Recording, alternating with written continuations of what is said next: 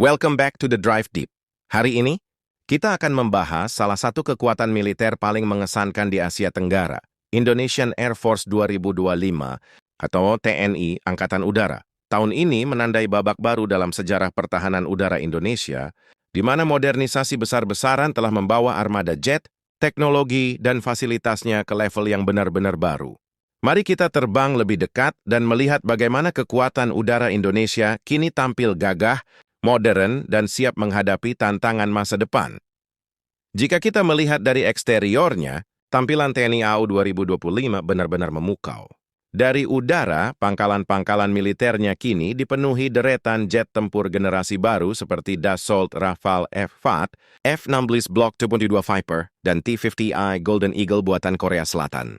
Semua pesawat ini menampilkan kombinasi desain aerodinamis dan cat kamuflase berwarna abu-abu metalik dengan simbol merah putih yang gagah di sayapnya.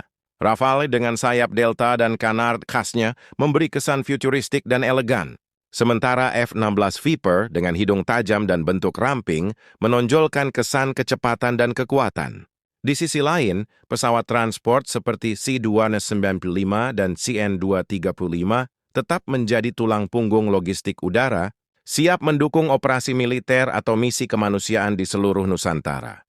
Namun kecanggihan Angkatan Udara Indonesia tidak berhenti pada tampilan luar. Jika kita masuk ke interior jet-jet tempur barunya, kita akan melihat transformasi besar dalam sistem avionik dan kokpit. Di dalam Rafale F-4, misalnya, pilot disuguhi layar multifungsi besar, sistem radar AESA yang canggih, serta tampilan helm yang dapat menayangkan informasi secara langsung di depan mata. Teknologi ini memungkinkan pilot untuk mengunci target hanya dengan melihatnya. Benar-benar luar biasa. Di F-16 Block 72, sistemnya sudah diperbarui dengan avionik digital generasi terbaru dan komunikasi satelit terenkripsi, memastikan setiap misi dilakukan dengan presisi tinggi dan keamanan maksimal. Untuk pesawat transport, ruang kabin C-295 kini dilengkapi panel kontrol modern, tempat duduk modular, serta kemampuan untuk beralih dari mode pasukan ke mode evakuasi medis hanya dalam hitungan menit. Hal ini membuktikan bahwa TNI AU tidak hanya fokus pada kekuatan tempur, tetapi juga kesiapan tanggap darurat di segala situasi. Berbicara tentang performa, inilah bagian yang paling menarik. Rafale F-4 mampu terbang dengan kecepatan maksimum hingga Mach 1.8, dengan jangkauan lebih dari 3.700 km tanpa pengisian bahan bakar. Ditenagai oleh dua mesin Snecma M88, jet ini bisa melakukan manuver ekstrem dengan stabilitas luar biasa. F-16 Viper juga tak kalah garang, dengan kecepatan hampir Mach 2 dan radar canggih yang mampu mendeteksi musuh dari jarak ratusan kilometer. Jet latih tempur T-50I Golden Eagle menjadi pilihan sempurna untuk melatih pilot generasi baru karena kemampuannya mendekati jet tempur sesungguhnya, namun dengan efisiensi bahan bakar yang tinggi dan sistem kontrol yang lebih aman. Sementara di lini pesawat angkut dan patroli, CN-235 dan C-295 menunjukkan efisiensi luar biasa. Mereka dapat lepas landas dari landasan pendek dan mendarat di area sulit, menjadikannya ideal untuk operasi di pulau-pulau terpencil Indonesia. Kapasitas muatnya besar, kecepatannya stabil, dan daya tahannya tinggi, kualitas yang sangat penting di negara kepulauan. Selain itu, Indonesian Air Force juga semakin mengandalkan teknologi tanpa awak. Drone MALE, Medium Altitude Long Endurance, kini sudah mulai beroperasi untuk pengawasan laut dan perbatasan, memperluas kemampuan pengintaian dan keamanan nasional.